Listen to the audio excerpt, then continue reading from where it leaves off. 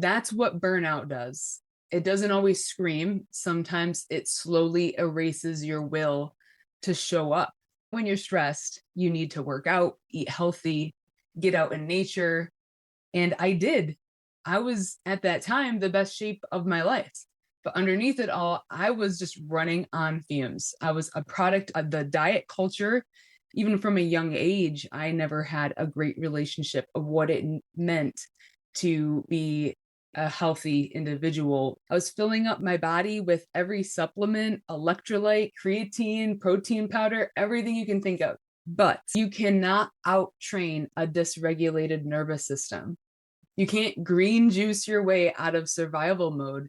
Looking back now, I can see that my body was certainly trying to get my attention, and I just kept ignoring them in the name of hustle culture and overdrive. Just like ignoring those credit card bills, the longer you avoid it, the louder and redder the statements get. This is Hustle Rebels, a space for people who know how to grind, but are starting to question the cost. I spent years as a firefighter paramedic living in high alert mode, thinking that burnout meant I just wasn't resilient enough. Turns out my nervous system never got the memo that the danger had passed. And I see the same thing in leaders, professionals, and high achievers everywhere. They're successful on paper, but exhausted underneath it. This episode is part of the Hustle Rebels Foundation series, exploring burnout through the lens of the nervous system as an economy and how to stop living in deficit. This isn't about quitting your job or blowing up your life. It's sustainable success, regulating your system so the life that you've worked so hard to build doesn't quietly drain you. If you're done white-knuckling your way through a life that looks good on paper but feels expensive on the inside, you're in the right place.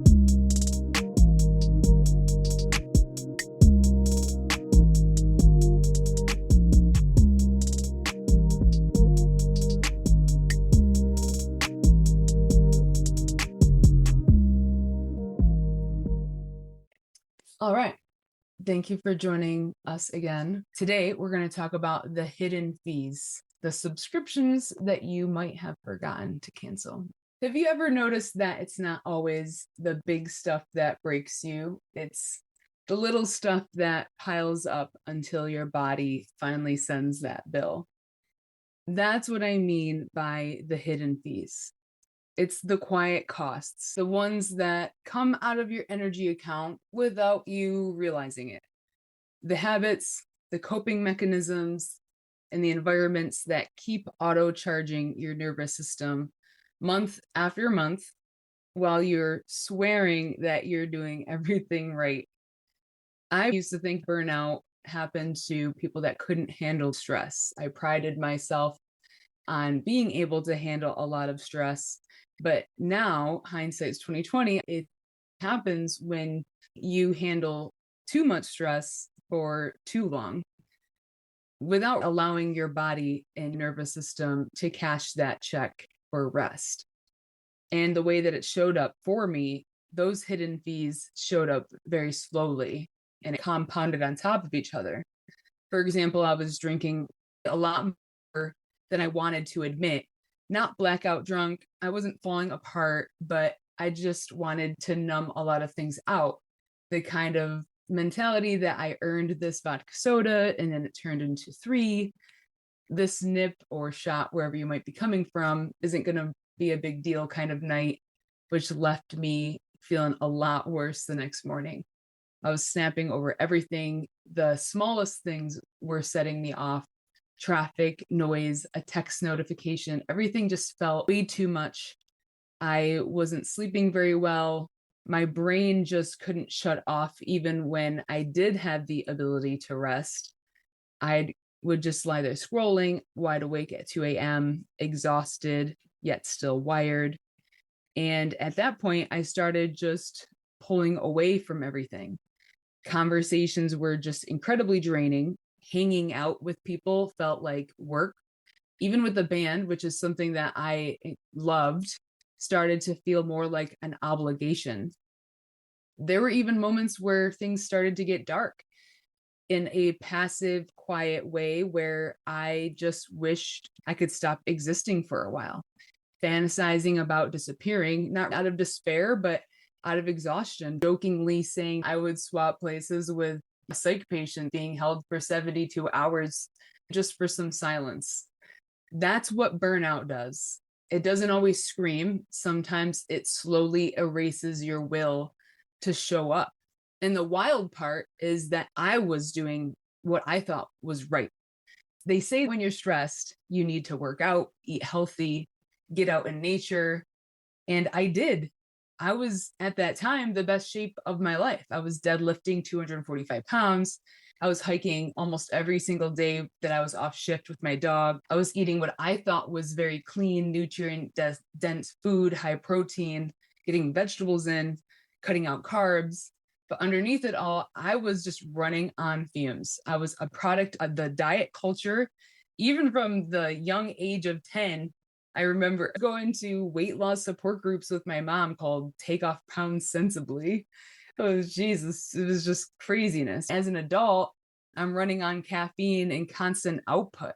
I was an incredible product of the diet culture growing up. Even from a young age, I never had a great relationship of what it meant to be a healthy individual with food and nutrition and working out. And so that was just this constant output. And then on top of that, my gut was wrecked.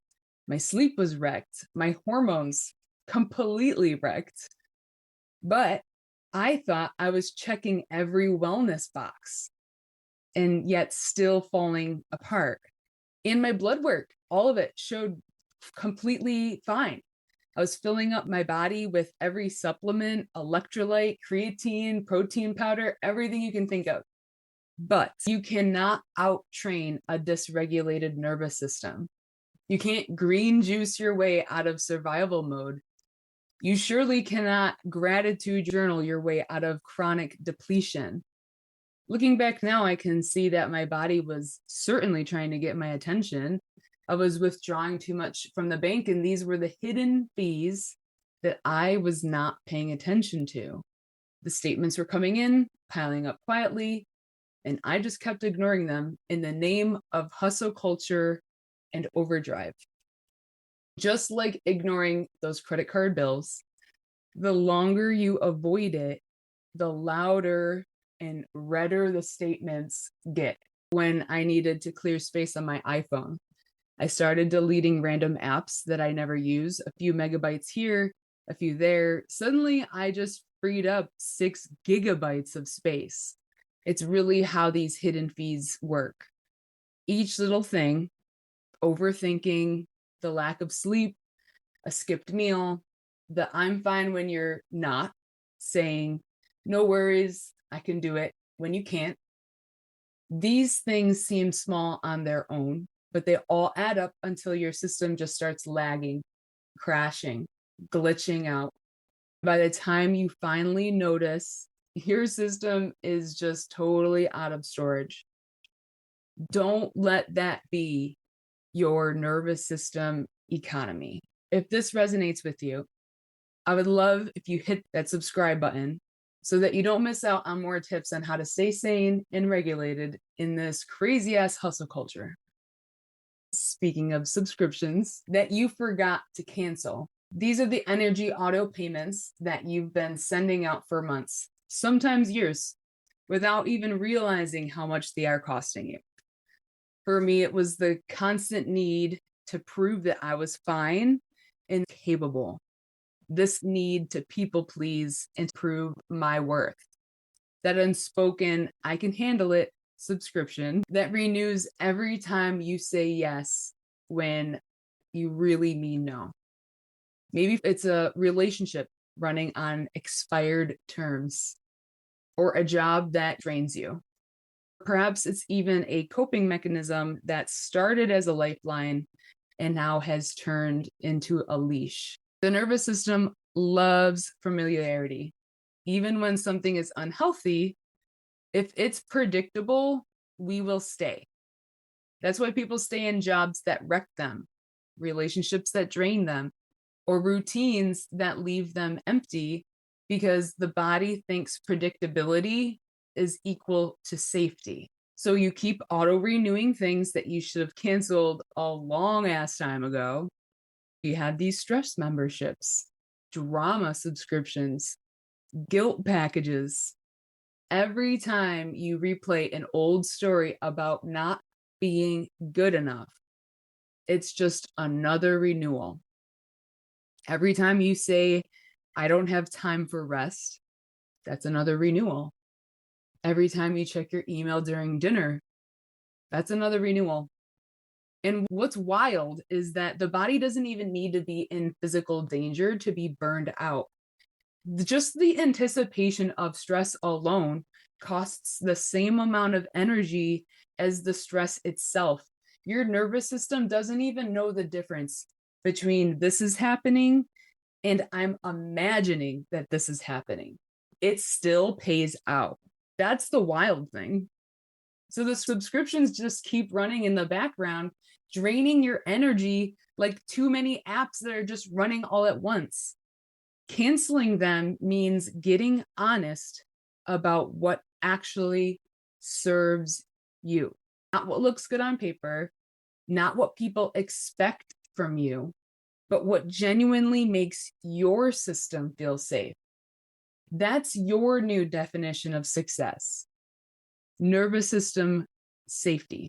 Looking back now, I can see how many of those subscriptions were running my own life. Well, like the belief that I had to be strong, the pressure to keep showing up no matter what, the guilt of wanting a break when other people had it worse. I told myself that these were virtues. It's resilience, it's discipline, it's selflessness. They were really just invoices in disguise. My body was sending me warnings, but I filed them under later, and later became never. Your nervous system doesn't forget the bills that you ignore. Trust me, just like a credit card company, right? They will never forget the bills that you ignore. It just stops sending polite reminders and just starts shutting down your services, right? First it's focus, then sleep, then joy, until all that is left is function. And even that runs on borrowed energy. The hardest part isn't realizing how much you've spent. It's realizing how long you have been bankrupt and you still show up like everything is fine. So I'm going to switch gears a little bit. This is one that I'm actually super passionate about because I ended up having a huge wake-up call because a few years ago, my own product of being the diet culture and eating diet foods, I ended up needing an emergency surgery that destroyed my intestines. Because of this, I realized the importance of eating clean foods, actual clean foods, not just diet clean foods, right? The ones that were sold to be known as healthy. So with that said, I want to talk about the biggest hidden fees of gut debt, the stress you eat. You've probably heard that your gut is your second brain, and it's true in a way. About 90% of your serotonin is produced there. The gut and brain talk constantly through the vagus nerve. But when you're living in fight or flight mode, digestion gets pushed to the bottom of the priority list since that's derived through the parasympathetic. Your body reroutes blood away from the gut and into the muscles because it thinks it's actually preparing for battle while you're in the sympathetic drive. So no matter how healthy you eat, your system isn't absorbing properly. That's why people who do everything right still feel like garbage, because it's not just what you're eating, it's who you are when you eat. If you eat every meal in a rush, scrolling, anxious, multitasking, you're literally just training your nervous system to see nourishment as another job that it just needs to get through. And there's also the hidden cost of eating shit all the time. And I don't just mean fast food. I mean, frozen dinners, energy drinks, the healthy protein snacks loaded with chemicals that your body just literally doesn't recognize. Trust me, I'm guilty of it, which again brings me to another point, the actual food. There's the hidden costs of eating that shit all the time.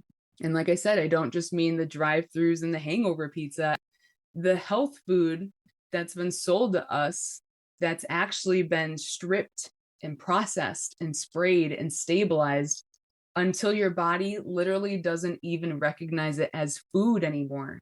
These foods, the ones that are packaged with refined oils, preservatives, synthetic ingredients, the ones that are sold as sugar-free, fat-free, but then replaced with chemicals that literally our body doesn't even know what it is. They don't just make you bloated or tired, they break down the gut barrier itself. It's that thin lining in your intestines.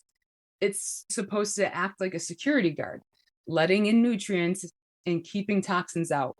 But when you're in chronic stress, inflammatory foods then punch holes through that barrier. When that happens, proteins and toxins start slipping through into that bloodstream. It can lead to something called leaky gut syndrome. Your immune system freaks out, inflammation skyrockets, and suddenly your nervous system is fighting fires 24/7. But really, that's something that started in your gut, and then it became a systemic problem. Brain fog, fatigue, random body aches, even autoimmune diseases that are rampant. Half the time, it's not these issues or mental health, it's your body in full-scale inflammatory response. So when I say that you can't regulate a dysregulated gut, I mean it quite literally. You can't build calm on top of chemical chaos.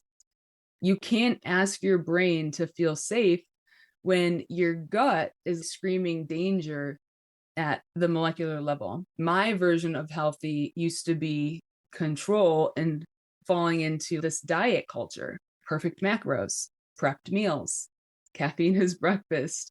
Even though my body looked strong, my gut was completely wrecked. When your gut's inflamed, your vagus nerve gets the same signal it would during stress, which is danger. That keeps your nervous system stuck in that sympathetic overdrive.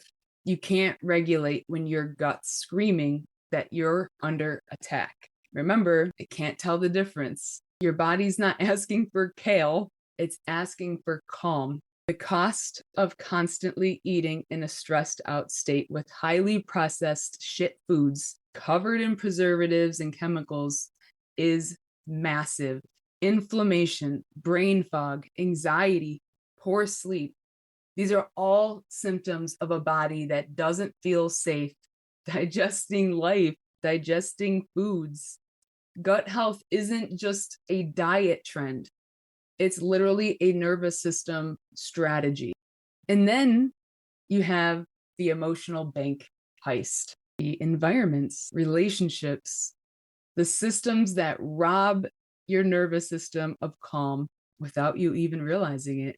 Those people who leave you feeling drained after every single conversation, or that workplace where your body tenses the second you walked through the door. Perhaps the family dynamic where you're the only peacekeeper and everyone else gets to explode. Those are emotional robbers. Sometimes you're the one that's actually holding the door open for them. That's the crazy part. The emotional bank heist happens anytime your body gets robbed of regulation, when safety gets replaced by vigilance, when connection gets replaced by performance, when authenticity gets replaced by approval. I used to think that burnout really came specifically by workload, but it wasn't until I sat back and realized that mine came from leadership betrayal, from being told to keep going when I was already running on fumes, with zero appreciation, I might add, from being made to feel replaceable while I was literally breaking myself to serve. That's the emotional equivalent of someone cleaning out your bank account while you're still trying to make deposits. Eventually, you start guarding yourself, shutting down, numbing out, overcompensating with perfectionism and people pleasing. That's not personality, that's protection. So the question becomes, who has access to your energy account? And do they deserve it? Because you can't build wealth in an environment that keeps robbing you. Looking back now, I can see how many withdrawals I let happen in silence. How many times I just smiled through discomfort. How many times I made other people's comfort my priority and called it strength. I can see how my body tried to warn me through exhaustion, irritation, cravings, and gut pain, and how I labeled it all as weakness instead of communication. Every symptom was a message. Every shutdown was self-preservation, and my body wasn't broken. It was doing exactly as it was designed to do. Protect me when I refused to protect myself. The nervous system doesn't speak in words. It speaks in signals. And ignoring these signals is the most expensive fucking bill you will ever pay. So here's a reflection for the week. What subscriptions are you still paying for? Emotionally, mentally, physically, that no longer serve you? What foods, people, habits, or coping mechanisms keep auto-charging your nervous system? And what emotional robbers have access to your calm? What would happen if you finally just changed your password? Remember, calm isn't a reward, it's a baseline. You don't earn regulation by achieving more. You reclaim it by canceling what's been costing you your peace. Burnout isn't a sign of weakness, it's a collection notice from your body. But the good news, you can rebuild that wealth, just one small deposit at a time. Next time, we're going to dive into the emotional credit rebuild, how you can earn back trust with your own body and create a nervous system that doesn't just survive chaos, but stays calm through it. Because you don't need to keep proving your worth through exhaustion. You just need to start living like your energy is currency, because that's what it is. If this resonates, hit that subscribe button to keep getting some weekly tips, really how to stay sane in this fucked up world that's trying to steal your energy. See you next week.